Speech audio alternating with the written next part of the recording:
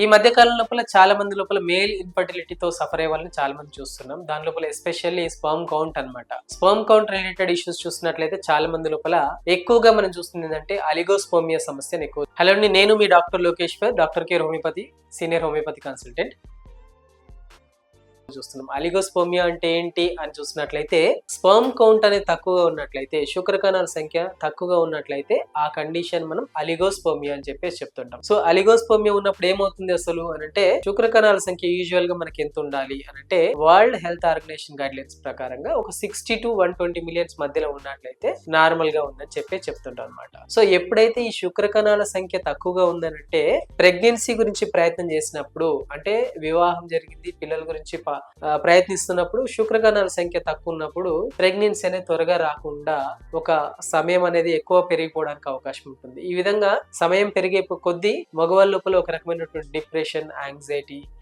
ఇలాంటి ప్రాబ్లమ్స్ అనేవి పెరిగిపోవడానికి అవకాశం ఉంటుంది.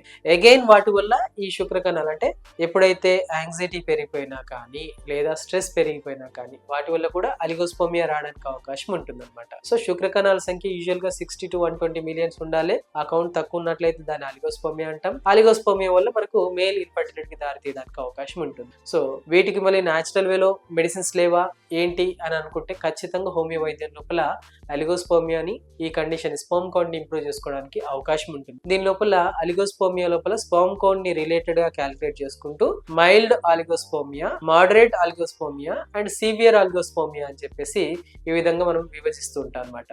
So mild to severe stage లోపల ఏ స్టేజ్ లో ఉన్నా కానీ హోమియోపతి మెడిసిన్స్ వాడుకుంటూ అండ్ డైట్ లోపల కొన్ని రకాల మార్పులు చేసుకుంటూ, లైఫ్ స్టైల్ లోపల కొన్ని మార్పులు చేసుకోవడం వల్ల ఈ స్పర్మ్ కౌంట్ అనేది ఇంప్రూవ్ చేసుకోవడానికి అవకాశం ఉంటుంది. సో అలిగోస్పోమియా రావడానికి గల కారణాలు ఏంటి, ప్రధానమైనటువంటి కారణాలు ఏంటి అని మనం చూసినట్లయితే, మనం తీసుకున్నటువంటి ఆహారం, ఎస్పెషల్లీ ఎక్కువగా స్పైసీ ఆహార పదార్థాలు ఎక్కువ తీసుకోవడం కానీ, లేదా సెంట్రల్ ఒబెసిటీ, పొట్ట చుట్టూ కొవ్వు పేరుకుపోవడం వల్ల కానీ, లేదా నైట్ షిఫ్ట్ లోపల ఎక్కువగా వర్క్ చేయడం వల్ల కావచ్చు, లేదా ఆల్కహాల్ అండ్ స్మోకింగ్, ఈ రెండు అలవాట్లు ఉండడం వల్ల కూడా ఈ స్పర్మ్ కౌంట్ అనేది తగ్గిపోవడానికి అవకాశం ఉంటుంది అనమాట. సో ఒకవేళ స్పర్మ్ కౌంట్ తక్కువగా ఉండి అలిగోస్పోమియా కండిషన్ లో ఉండి ప్రెగ్నెన్సీ గురించి బాధపడుతున్నట్లయితే మీరు బాధపడాల్సిన అవసరం లేదు. మీ దగ్గర ఉన్నటువంటి డాక్టర్ కేర్ హోమియోపతిని సంప్రదించండి. ఖచ్చితంగా అలిగోస్పోమియా నుండి నార్మల్ స్పర్మ్ కౌంట్ కి రిలేటెడ్ గా ట్రీట్మెంట్ అందించడం జరుగుతుంది. అలిగోస్పోమియా కండిషన్ అధిగమించి మీరు సంతానం పొందడానికి అవకాశం ఉంటుంది. మరెందుకు ఆలస్యం, స్క్రీన్ మీద స్క్రోల్ అవుతున్న నెంబర్ కాల్ చేసి మీ దగ్గర ఉన్నటువంటి డాక్టర్ కేర్ హోమియోపతిని సంప్రదించండి. ఖచ్చితంగా మగవాళ్ళలో ఉన్నటువంటి అలిగోస్పోమియా కండిషన్ ని అధిగమించడానికి